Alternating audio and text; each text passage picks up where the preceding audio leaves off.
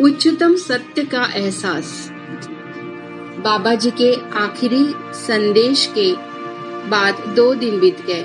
मुझे हैरानी हो रही थी कि इस देरी का क्या कारण है। इस स्थिति को समझने के लिए मैं अपने अंदर स्वयं का निरीक्षण कर रही थी।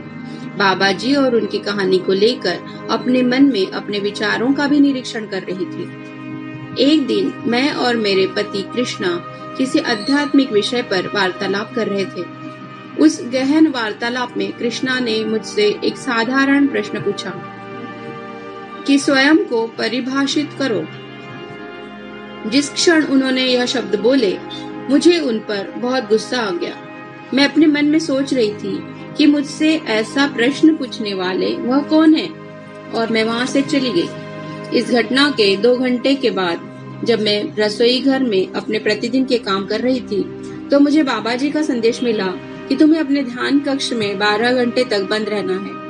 मैंने बिना कोई प्रश्न पूछे उनके निर्देश का पालन किया और शयन कक्ष की 4 दीवारी में बैठकर आगे की कहानी लिखने लगी।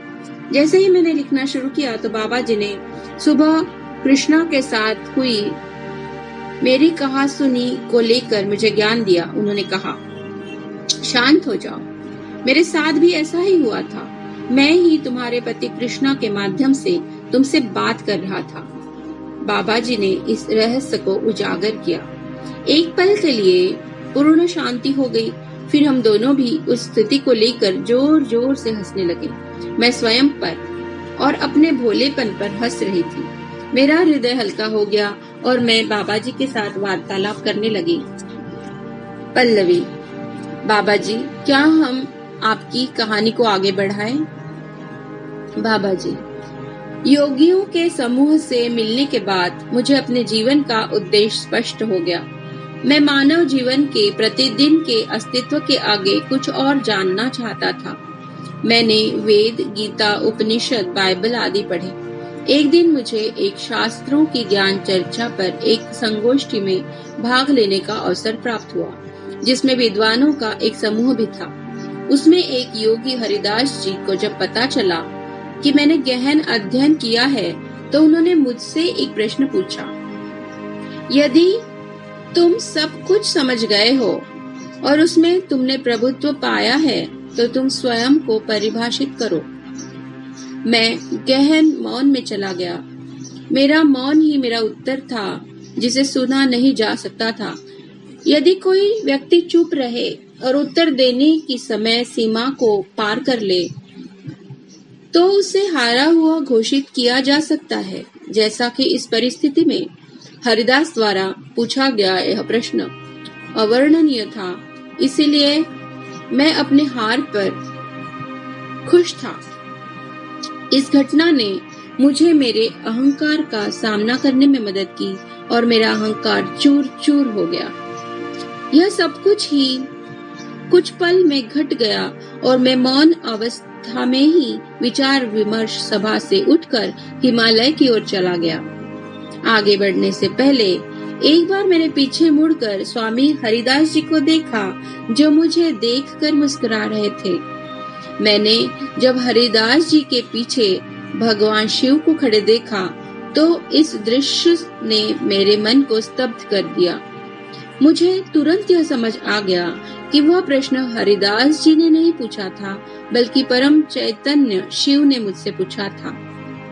उस समय मेरे मन में केवल एक ही विचार था, मैं अनंत आत्मा हूँ और मैं अनंत तक अपने इस शरीर में भी रहना चाहता हूँ। उस समय मेरी उम्र 27 साल की थी, जब मैंने शरीर में ही अमृत को पाने का फैसला किया था। मेरा हृदय तृप्त था और मेरे चेहरे पर मुस्कान थी। मैंने हिमालय की ओर अपनी पदयात्रा शुरू की। मेरी अनंत की और सच्ची यात्रा आखिरकार शुरू हो गई। वहां बैठे लोग यह नहीं समझ सके कि मैं कहाँ जा रहा हूँ और मैंने कौन सा रास्ता चुना है। कुछ पाने की इच्छा और उद्देश्य पूर्ति के भाव से मेरे चेहरे पर चमक थी। कुछ शिष्य बिना कोई प्रश्न पूछे मेरे पीछे चल पड़े और कुछ शिष्यों के मन में बहुत प्रश्न थे। मेरी टांगों ने मेरा साथ नहीं छोड़ा और मैं दिन रात एक राज्य से दूसरे राज्य में चलता रहा। जितना मैं अपनी यात्रा पर चलता रहा, वैसे वैसे लोग मेरे साथ चलना कम हो गए। मैं कई दिनों तक बिना अन्न ग्रहण किए केवल शिष्यों और रास्ते में लोगों द्वारा भेंट किए गए तरल पदार्थ ही लेता रहा। प्रसिद्ध गुरुओं की संगत में अध्ययन करके जो भी अहंकार मुझ में उत्पन्न हो गया था वह झूठा था। मेरी आत्मा अपने वास्तविक अस्तित्व की खोज में थी। मैं खुद को परिभाषित करना चाहता था। इस यात्रा का यादगार हिस्सा मेरे एक शिष्य के साथ जुड़ा है। वह सच्चे विश्वास के साथ बिना कोई प्रश्न पूछे और हृदय में बिना किसी संदेह के मेरे साथ चलता रहा। उसका नाम था सराह। पल्लवी, कृपया अपने शिष्य सराह के बारे में कुछ और बताइए। बाबा जी, सराह एक नेक, दयालु, समर्पित और उदार आत्मा थी। उसका उद्देश्य मानवता की सेवा करना था। श्रीलंका जाते समय 15 साल की उम्र में एक छोटे से गांव में मैं सराह से मिला। वह उस समय केवल 7 वर्ष का बालक था। गेरुए वस्त्रों में उसने अपनी योगी बनने की इच्छा को प्रकट किया। उसकी मुस्कुराहट निश्चल थी। वह हमेशा एक सन्यासी के जीवन से प्रभावित था और जो भी योगी उसके गांव के स्थान पर आते थे उन सब से वह भेंट करता था। जब मैं उसे मिला तब वह अपनी माता के साथ था। सराह को यह पता चला था कि उसके गांव में योगियों का एक समूह आ रहा है और उनसे मिलने के लिए अपनी माता के साथ आया।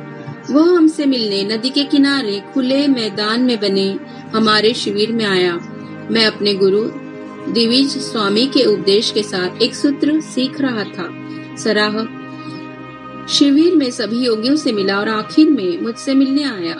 जैसे उसने मुझे देखा, उसकी आंखों में चमक आ गई और निष्ठापूर्वक मुझे देखने लगा। मैंने उत्सुकता से उससे पूछा, तुम मुझ में क्या देख रहे हो? उसने बेफिक्री से कहा, मेरा गुरु। उसने हाथ जोड़ते हुए कहा, मुझे ऐसा लगता है कि मैंने अनंत काल तक आपकी प्रतीक्षा की है। आखिरकार आज मेरी खोज पूरी हो गई है। मैं आपसे प्रार्थना करता हूँ, कृपया आप मुझे अपना शिष्य स्वीकार करें और अपने साथ ले चले। उसका उत्तर सुनकर मैं आश्चर्यचकित हो गया। सराह की माता मुस्कुराई और उन्होंने कहा, मैंने अपने बच्चे में एक योगी के लक्षण देखे हैं। जब वह केवल 3 साल का था तो वह पास से गुजरते हुए योगियों को देखकर अवर्णनीय आनंद महसूस करता था। जब वह 5 साल का हुआ तब उसने मुझसे कहा कि एक दिन उसके गुरु उसे अपने साथ ले जाएंगे, इसलिए मैं स्वयं को उस दिन के लिए तैयार कर लूं। आखिरकार आज वह दिन आ गया है और मेरी खुशी की कोई सीमा नहीं है। मुझे अपने बच्चे के खोने का कोई दर्द नहीं है, क्योंकि पिछले 2 साल से मैं निर्लिप्त रहने का अभ्यास कर रही हूँ। गुरुजी, मैं आपसे प्रार्थना करती हूँ कि कृपया इसे अपने साथ ले जाएं। उसकी स्पष्टता प्रभावशाली थी। मैं उस माता का अपने बच्चे के प्रति निस्वार्थ और निशर्त प्रेम को देखकर अचंभित रह गया। मैं उस समय युवक था और विभिन्न गुरुओं से ज्ञान हासिल करना मेरा उद्देश्य था। दिविज स्वामी हमारे इस वार्तालाप को दूर से सुन रहे थे। मैंने अपने मन में अनेक प्रश्न लेकर उनकी तरफ देखा। उन्होंने मेरी आंखों में सब पढ़ लिया। उनका उत्तर साधारण और अर्थपूर्ण था। उन्होंने कहा, अपने प्रथम शिष्य को स्वीकार करो और आने वाले समय में तुम्हें और शिष्य मिलेंगे।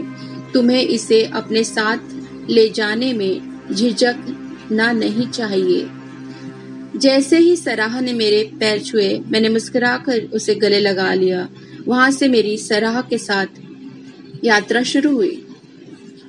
कई वर्ष बीत गए। सराह हमेशा मेरे साथ ही रहता। पदयात्रा करते करते एक दिन हम बद्रीनाथ के नजदीक पहुंच गए। मैं जानता था कि आगे की यात्रा मुझे अकेले ही करनी है। मैंने सराह को योगियों के समूह में वापस जाने के लिए कहा। चिंता मत करो, मैं वापस आऊंगा। यह हमारी यात्रा का अंत नहीं है। मुझे अपने आत्मा के उद्देश्य को प्राप्त करना है। मैंने प्यार से सराह को यह बताया। उसकी आंखों में आंसू थे और चेहरे पर लंबी मुस्कुराहट थी। मैंने उसकी आंखों में अपने लिए गहन प्रेम को देखा जो अवर्णनीय है। उसने आखिरी बार दोनों हाथों को जोड़कर कहा, जब तक आप दोबारा नहीं मिलते मैं आपका इंतजार करूंगा। वह गहरी आंखों से मुझे देखता हुआ अपनी उदार अमिट मुस्कुराहट के साथ वहां से चला गया। सरहा के जाने के बाद मैं कैलाश की तरफ चल पड़ा। विचार विमर्श गोष्ठी में भगवान शिव ने स्वामी हरिदास के माध्यम से मेरे अंदर एक नए उद्देश्य को जन्म दिया था। मैं कैलाश पर्वत की ओर विभिन्न प्रकार के अभ्यास करता हुआ अपने सत्य के पथ की यात्रा पर चल पड़ा। मुझे कठिनाइयों का सामना करना था और उसके लिए मैं तैयार था। मैं अपने शरीर के माध्यम से क्रिया योग का अभ्यास करके बाहरी संसार से निर्लिप्त हो गया था। वहां पास में ही एक पेड़ था। यह पेड़ मुझे बहुत चमत्कारी लगा, इसीलिए वहां मैंने पेड़ के नीचे बैठने के लिए एक चट्टान को चुना। हवा के झोंकों से पेड़ धीरे धीरे झूम रहा था। मैं उसका आनंद लेते हुए बैठकर गहन ध्यान साधना में चला गया। शुरुआत के दिनों में मैं ज्यादा दिन तक उपवास नहीं कर सकता था।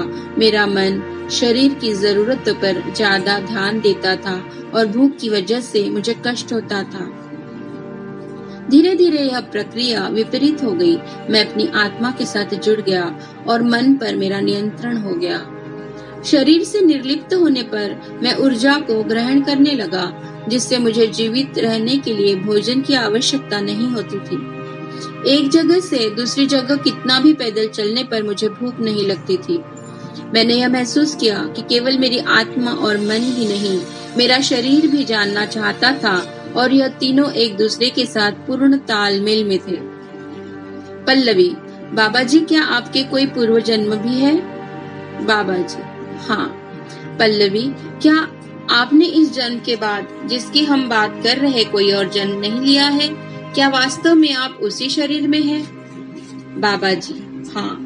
कैलाश पर्वत के पास उस पेड़ के नीचे मैं 3 साल तक गहन ध्यान में रहा। उन 3 सालों में मुझे अनंत तक उसी शरीर में रहने योग्य बनाया। मैं चिर युवा अवस्था को प्राप्त किया। उस बड़े पेड़ ने मेरे शरीर को 3 साल तक सुरक्षित रखा। जब मैंने ध्यान अवस्था से बाहर आकर आंखें खोली तो वह शिव में परिवर्तित हो गया और अपनी जटाओं से गंगा का पवित्र जल मेरे शरीर के ऊपर बरसाया और कहा, तुम्हें अंधकार में रहने वाली आत्माओं के पास जाना है जो प्रकाश के लिए तड़प रही है। उनकी आत्मा के मार्गदर्शक बनकर उन्हें क्रिया योग का ज्ञान दो। ऐसा कहकर वह अदृश्य हो गए। मेरे जन्म का नाम नागराज था और कुछ लोग मुझे योगी कहते थे। 19वीं शताब्दी में लाहिड़ी महाशय ने मुझे बाबा जी की उपाधि दी और उसके बाद बहुत लोग मुझे महाअवतार के नाम से संबोधित करने लगे। तुम मुझे अपनी पसंद से के किसी भी नाम से बुला सकते हो। मैं हमेशा तुम्हारे हृदय के पास हूँ। जैसे ही मेरा शरीर अमर हो गया और मैं चिर युवा बन गया हूँ, थोड़े नाम लेकर मैंने सभी पहचानों को छोड़ दिया है। मेरी ऊर्जा का स्तर बहुत ऊंचा हो गया। यह मैंने जो सिद्धियां प्राप्त की है उनकी वजह से नहीं, बल्कि मेरे जीवन के महान उद्देश्य के कारण है। जो कोई व्यक्ति अपनी आध्यात्मिक उन्नति चाहता है, मैं उन सब के पास जाता हूँ। पल्लवी, बाबा जी, एक बार मैंने आपको गुफा में वृद्ध पुरुष के रूप में देखा था। बाबा जी, हाँ, यह सत्य है। पल्लवी, पर आपने बताया है कि इस आयाम में आप उम्र और समय की सीमा से परे हैं। आप मुझे 30 साल की उम्र में क्यों नहीं दिखाई दिए? बाबा जी, तुमने जो देखा है वह सही है। तुम मेरी आत्मा की उम्र देखना चाहती थी, शरीर की उम्र नहीं। जब आप कहकर संबोधित करते हैं तो आप शरीर को नहीं, आत्मा को संबोधित करते हैं। जब आप भौतिक शरीर में होते हैं तो आप शरीर से ज्यादा संबंधित होते हैं, जिसका आपकी आध्यात्मिक यात्रा में कोई महत्व नहीं है।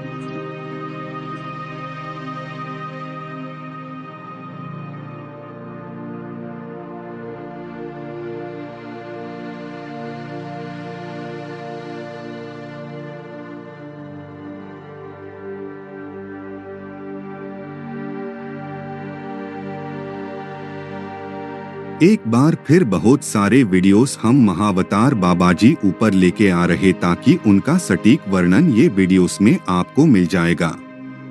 हमारा एक और भी चैनल है जो मराठी भाषा में आध्यात्मिक श्रवण के नाम से है, उसमें श्री गुरुचरित्र कथासार का वर्णन दिया है। इस दोनों चैनल को कृपया सब्सक्राइब करने की कृपा करें। धन्यवाद।